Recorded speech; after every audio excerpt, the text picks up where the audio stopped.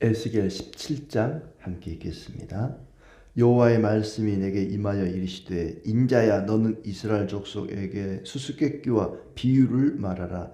여호와께서 이같이 말씀하여 이르시되 색깔이 화려하고 날개가 크고 깃이 길고 털이 숱한 큰 독수리가 레바논에 이르러 백향목 높은 가지를 꺾되 그 연한 가지 끝을 꺾어 가지가 장사하는 땅에 이르러 상인의 성읍에 두고 또 그 땅의 종자를 꺾어 옥토에 심되 수양버들 가지처럼 큰 물가에 심더니 그것이 자라며 퍼져서 높지 아니한 포도나무 곧 굵은 가지와 가는 가지가 난 포도나무가 되어 그 가지는 독수리를 향하였고 그 뿌리는 독수리 아래에 있었더라. 또 날개가 크고 털이 많은 큰 독수리 하나가 있었는데 그 포도나무가 이 독수리에게 물을 받으려고 그 심어진 두둑에서 그를 향하여 뿌리가 뻗고 가지가 퍼졌도다. 그 포도나무를 큰 물가 옥토에 심은 것은 가지를 내고 열매를 맺어서 아름다운 포도나무를 이루게 하려 하였음이라. 너는 이르기를 주 여호와의 말씀에 그 나무가 능히 번성하겠느냐? 이 독수리가 어찌 그 뿌리를 빼고 열매를 따며 그 나무가 시들게 하지 아니하겠으며 그 연한 잎사귀가 마르게 하지 아니하겠느냐? 많은 백성이나 강한 팔이 아니라도 그 뿌리를 뽑으리라. 볼지어다 그것이 심어졌으나 번성하겠느냐? 동풍에 부딪힐 때에 아주 마르지 아니하겠느냐? 그 자라던 두둑에서 마르리라 하셨다 하라. 여호와의 말씀이 또 내게 임하여 이르시되 너는 반역하는 족속에게 묻기를 너희가 이 비유를 깨닫지 못하겠느냐 하고 그들에게 말하기를 바벨론 왕이 예루살렘에 이르러 왕과 고관을 사로잡아 바벨론 자기에게로 끌어가고 그 왕족 중에서 하나를 택하여 언약을 세우고 그에게 맹세하게 하고 또 그 땅에 능한 자들을 옮겨갔나니 이는 나라를 낮추어 스스로 서지 못하고 그 언약을 지켜야 능히 서게 하려 하였음이거늘 그가 사절을 애굽에 보내 말과 군대를 구함으로 바벨론 왕을 배반하였으니 형통하겠느냐? 이런 일을 행한 자가 피하겠느냐? 언약을 배반하고야 피하겠느냐? 주 여호와의 말씀이니라. 내가 나의 삶을 두고 맹세하노니 바벨론 왕이 그를 왕으로 세웠거늘 그가 맹세를 저버리고 언약을 배반하였은즉 그 왕이 거주하는 곳 바벨론에서 왕과 함께 있다가 죽을 것이라. 대적이 토성을 쌓고 사다리를 세우고 많은 사람을 멸절하려 할 때에 바로가 그 큰 군대와 많은 무리로도 그 전쟁에 그를 도와주지 못하리라. 그가 이미 손을 내밀어 언약하였거늘 맹세를 없인 여겨 언약을 배반하고 이 모든 일을 행하였으니 피하지 못하리라. 그러므로 주 여호와의 말씀이니라. 내가 나의 삶을 두고 맹세하노니 그가 내 맹세를 없인 여기고 내 언약을 배반하였은즉 내가 그 죄를 그 머리에 돌리되 그 위에 내 그물을 치며 내 올무에 걸리게 하여 끌고 바벨론으로 가서 나를 반역한 그 반역을 거기에서 심판할지며 그 모든 군대에서 도망한 자들은 다 칼에 엎드러질 것이요 그 남은 자는 사방으로 흩어지리니 나 여호와가 이것을 말한 줄을 너희가 알리라. 주 여호와께서 이같이 말씀하시되 내가 백향목 꼭대기에서 높은 가지를 꺾어다가 심으리라. 내가 그 높은 새 가지 끝에서 연한 가지를 꺾어 높고 우뚝 솟은 산에 심되 이스라엘 높은 산에 심으리니 그 가지가 무성하고 열매를 맺어서 아름다운 백향목이 될 것이요 각종 새가 그 아래에 깃들이며 그 가지 그늘에 살리라. 들의 모든 나무가 나 여호와는 높은 나무를 낮추고 낮은 나무를 높이며 푸른 나무를 말리고 마른 나무를 무성하게 하는 줄 알리라. 나 여호와는 말하고 이루느니라 하라. 아멘. 예, 반갑습니다. 오늘도 주님 은혜 가운데 또 평안한 또 복된 날 되기를 축복합니다. 계속해서 하나님께서 에스겔을 통해서 유다를 향한 경고의 말씀을 하고 있습니다. 아직 유다는 망하지 않았습니다. 여러 차례 바벨론 공격을 받아 1차, 2차 포로로 끌려갔지만 아직 완전히 망하지는 않고 이제 한 6년, 5년 후면은 마지막 3차 침략으로 완전히 망하는 그런 상황인데, 망하기 전에 그 유다를 향해서 하나님이 경고의 말씀을 하고 있습니다. 특히 이제 유다의 마지막 왕 시드기야 왕에 대해서 이야기를 하는데, 오늘 말씀의 제목은 두 독수리 이야기, 이렇게 말씀의 제목을 정하면 좋을 것 같아요. 두 마리의 독수리가 나오고 있습니다.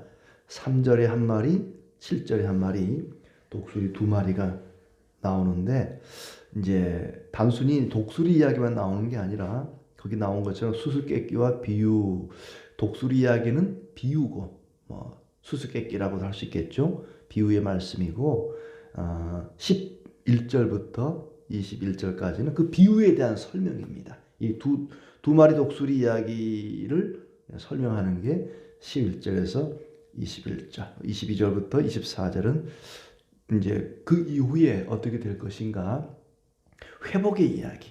그러니까 선지자들의 말씀은 항상 그들의 죄를 들춰내고 하나님의 심판을 말씀하시고, 그리고 다시금 회복을 이야기합니다.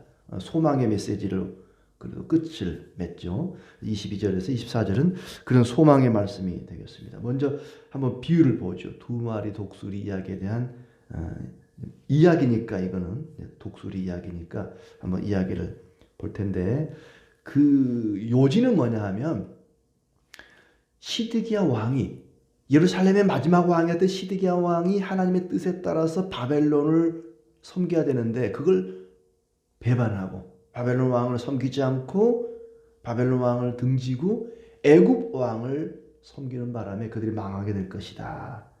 애굽, 그러니까는 우리나라도 지금 보면은 이렇게 친중, 친미, 미국하고 친해야 된다, 중국하고 친해야 된다, 이런 사람들이 이렇게 나눠지는 것처럼 그때 예루살렘, 유다도 그랬습니다. 바벨론과 친해야 된다는 사람들이 있었고, 또 애굽과 친해야 된다는 사람들이 있었고, 친애굽파, 친바벨론파, 이렇게 나눠졌었는데, 하나님의 뜻은 뭐냐? 예레미야나 이사야나 에스겔이나 이 사람들의 뜻은 뭐냐 하면은, 하나님이 바벨론을 통해서 그들을 새롭게 고치려고 바벨론의 손에 지금 맡긴 거죠. 70년 동안 바벨론 손에 맡겼으니까 하나님의 때가 차기까지는 바벨론의 왕을 섬기고 바벨론에 복종하다 보면 하나님이 때가 되면 그들을 회복시켜 주실 것이다. 이게 하나님의 계획이고 하나님의 뜻이거든요.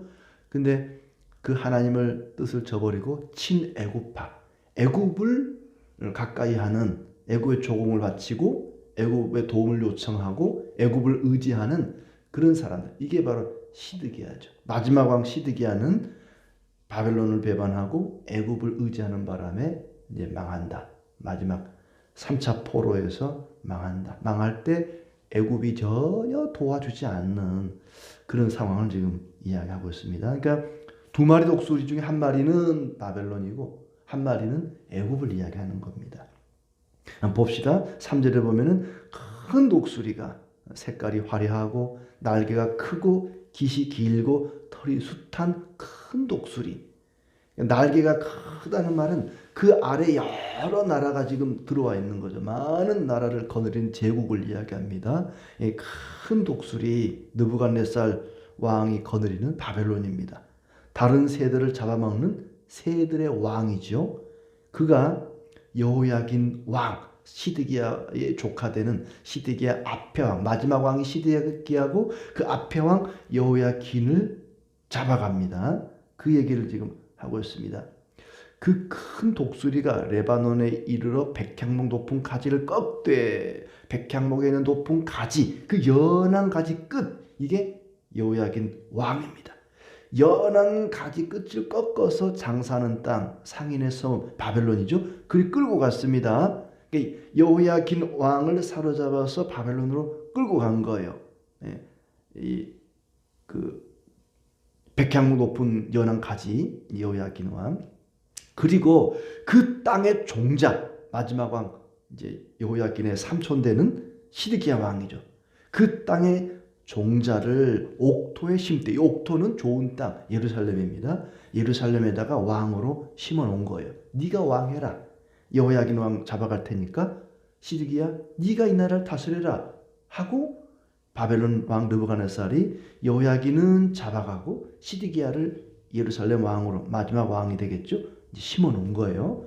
그러니까 그 땅 종자를 옥토에 심어대 수양버들 가지처럼 큰 물가에 심더니 수양버들 가지 수양버들 알지요? 물가에 자라는 그 수양버들 머리가 쭉 쳐져 있는 그런 수양버들처럼 물가에 심어놨다. 이 시드기야 왕을 그렇게 했다는 겁니다. 그것이 자라며 퍼져서 높지 아니한 포도나무고 굵은 가지와 가는 가지가 난 포도나무가 되어서 시드기야가 이제 포도나무가 되어서 여러 사람들에게 포도 열매도 주고 뭐 좋은 역할을 한 거죠. 잘했습니다. 그렇게 시드기야가 그래서 가지가 이제 그 독수리를 향하였고 뿌리도 독수리 아래 있었더라. 그러니까 초반에는 시드기야가 이 독수리 바벨론의 그늘 아래 있었다 그 말입니다.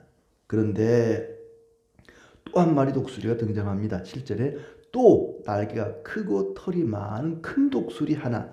털이 많다는 것은 재물과 군대가 많다는 거죠. 애굽을 이야기합니다. 애굽. 그 독수리 하나가 있었는데 이 포도나무 아까 시드기야가 이 독수리에게 물을 받으려고 심어진 두둑에서 그를 향하여 뿌리가 뻗고 가지가 퍼졌도다. 바벨론 왕 느부갓네살 아래에 느부갓네살을 이제 섬기고 살아야 되는데 또 다른 독수리 애굽을 향해서 가지가 뿌리가 뻗고 가지가 퍼지게 되었다. 그 포도나무를 큰 물가 옥토에 심은 것은 가지를 내고 열매를 맺어서 아름다운 포도를 이루게 하려 하였는데 그 나무가 능히 번성하겠느냐? 그 독수리가 어찌 그 뿌리를 빼고 열매를 따며 그 나무가 시들게 하지 아니하겠으며 그 연한 잎사귀가 마르게 하지 않겠느냐? 많은 백성이나 강한 팔이 아니라도 그 뿌리를 뽑으리라. 시드기야가 바벨론 왕 느부갓네살을 의지해야 되는데 어느 날 갑자기 배신하고 또 다른 독수리, 털 많은 독수리, 털독수리 이 애굽을 의지하면 느부갓네살이 가만두겠냐는 거죠. 그러면서 10절에 그것이 심어졌으나 번성하겠느냐 묻습니다. 시드기야가 유다가 예루살렘이 번성하겠느냐? 말도 안 된다 그 얘기죠. 시드기야가 예루살렘의 왕이 되어서 이제 처음에는 포도나무처럼 많은 사람을 즐겁게 하고 느부갓네살 왕도 잘 섬겼는데 그것이 잘 자랄 수 있겠느냐? 수양버들처럼 수양버들이 어때요? 물가에 심겨졌지만 나무가 당당하지 못합니다. 쭉 쳐져 있죠. 뭐 나무가 그러고 싶어 그런 건 아니고 수양버들이 가지가 쭉 처지고 싶다고 지어 처진 건 아니죠. 원래 그렇게 생긴 거죠. 그러니까 이 시드기야 왕이 섭정을 당하는 거죠. 자기가 예루살렘의 왕은 왕인데 자기 마음대로 못하죠. 바벨론 왕 느부갓네살이 모든 걸 다 조종하니까 시키는 대로 해야 되니까 제국의 왕이 시키면 뭐 해야지 어떡합니까? 그러니까 당당하지 못한 거죠. 수양버들처럼 어깨가 쭉 처져 있는 그런 모습을 표현하는 겁니다. 그러니까 크게 자라지 않도록 관리를 하는 거죠. 이 바벨론 왕은 이 시드기야 왕을 이제 관리하면서 그가 너무 강해지지 않도록 너무 힘이 세지지 않도록 늘 관리를 받으면서 섭정을 받으면서 왕의 역할을 하는데 이대로는 안 되겠다 싶으니까 애굽의 왕을 의지하게 됩니다. 동풍이 불 때 그가 망하게 될 것이다. 마르게 될 것이다. 이야기합니다. 이제 11절부터는 그 비유를 설명합니다. 설명을 하는데 제가 이미 다 얘기를 했기 때문에 그 내용이 뭐 크게 어렵잖아요. 바벨론 왕이 예루살렘 왕과 고관들을 사로잡아 끌고 가고 여호야긴을 끌고 간 거죠. 왕족 중 하나를 택하여 언약을 세우고 맹세를 하게 할 것이다. 13절에 언약을 세우고 그에게 맹세하게 하고 그랬습니다. 그러니까 느부갓네살 왕, 바벨론 왕은 이 시드기야에게 언약과 맹세를 한 거죠. 야, 너 나 잘 섬기고 내 말 잘 들으면 내가 너 해치지 않을게, 잘해줄게. 이렇게 언약을 세운 겁니다. 그것이 우리가 볼 때는 마치 일제시대 친일파처럼 친일파 같은 그런 모습이죠. 굽신굽신하고 일본에 바벨론에 굽신거리면서 바벨론 왕 말 잘 들으면 해치지 않을게. 야, 이거 뭐 왕이 돼가지고 당당하지 못한 것 아닌가 싶지만 아까 말씀드린 것처럼 하나님의 뜻은 예루살렘, 유다가 바벨론에게 좀 혼인하고 바벨론에 좀 지배를 받고 그러는 동안에 하나님이 그들을 변화시키고 그들을 새롭게 하고 그들을 회복시키려고 하는 그런 계획이 있기 때문에 선지자를 통해서 계속해서 너희들은 바벨론에 끌려가서 거기서 하나님 잘 섬기면서 새롭게 변화되어야 된다. 강조하는 거죠. 바벨론 왕을 배반하지 마라. 바벨론 왕과 싸우지 마라. 그러면서 거기에 잘 적응해 살되 바벨론에 끌려가 살되 그들과 동화되지는 말고 바벨론에서 일단 너희들이 잘 살아야 된다. 그런데 시드기야 왕이 그걸 저버린 거죠. 그러니까 바벨론 왕 느부갓네살과의 언약 맹세를 어긴 것은 곧 하나님과의 맹세를 어긴 겁니다. 하나님과의 언약을 어기게 되는 거죠. 예루살렘 왕이 애굽의 왕에게 도움을 요청해서 바벨론 왕을 배반하게 되었다. 애굽의 왕과 동맹을 맺은 것이죠. 그래서 그 왕은 죽을 것이다라고 말씀을 합니다. 바벨론이 예루살렘을 공격할 때에 애굽 왕이 도와주지를 못할 것이다. 17절 말씀은 그런 내용이고요. 맹세를 업신여겨 언약을 배반했기 때문이다. 느부갓네살과의 언약을 배반한 것인데 왜 하나님이 그들을 치는가? 그래서 하나님과의 언약을 배반한 것이다. 그 죄를 그 머리에 돌릴 것이다. 하나님을 반역한 것을 거기에서 심판하게 된다는 것입니다. 또 도망한 자들은 칼에 엎드러지고 남은 자들은 흩어지게 될 것이다. 그런데 22절부터 새로운 가지가 높은 가지를 꺾어다가 심으리라. 내가 그 높은 새 가지 끝에서 연한 가지를 꺾어 높고 우뚝 솟은 산에 심되. 이제 나중에 스룹바벨을 중심으로 해서 다시금 이스라엘 백성들이 애굽의 바벨론에서 돌아와서 회복되는 그런 얘기를 하고 있습니다. 그렇게 해서 무성하고 열매를 맺어 아름다운 백향목이 될 것이다. 그리고 그 나무 아래에 각종 새가 그 아래에 깃들이며 그 가지 그늘에 살리라. 스룹바벨을 이야기하는 것이지만 궁극적으로는 예수 그리스도를 통해서 교회라고 하는 것이 이 땅에 세워지고 각종 새, 모든 나라, 모든 열방, 모든 민족이 그리스도의 그늘 아래 거하게 될 것을 예언하는 그런 말씀입니다. 유다가 회복되고 메시아를 통해서 예루살렘, 새 예루살렘이 영원한 나라가 세워지고 그 아래 수많은 사람들이 깃들이게 될 것을 이야기하고 있습니다. 각종 새가 그 아래 살리라. 그 아래 깃들이며 그 아래 살게 될 것이다. 결론적으로는 예루살렘 백성들아, 시드기야 왕아, 애굽을 의지하려고 하지 마라. 왜 애굽을 의지하느냐? 느부갓네살도 의지할 것은 못 되지만 애굽도 의지하면 안 된다. 누구를 의지해야 됩니까? 하나님만 의지하죠. 애굽에 살든 예루살렘에 살든 바벨론에 살든 하나님만을 의지해야 되는데 시드기야 왕과 남은 이스라엘 예루살렘 백성들은 바벨론 의지하는 사람들, 애굽 의지하는 사람들 이 나눠진단 말이죠. 누구도 어떤 나라도 의지할 건 없다. 마지막 절에 뭐라고 얘기합니까? 여호와는 높은 나무를 낮추고 낮은 나무를 높이며 푸른 나무를 말리고 마른 나무를 무성하게 하는 줄 알게 될 것이다. 푸른 나무가 누굽니까? 애굽이죠. 그 푸른 나무도 동풍을 불어 말려버리는 분이 하나님이십니다. 어떤 강대한 나라, 강대한 왕도 하나님이 말려버리면 말리고 낮추시면 낮춰진다. 하나님이 높이고 낮추고 말리고 무성하게 하는 분인데 그 하나님을 의지해야지 순식간에 말라버릴 그 애굽을 의지하면 되겠느냐. 모든 민족의 흥망성쇠는 하나님 손에 달려있다. 이게 결론입니다. 애굽도 바벨론도 의지하지 마라.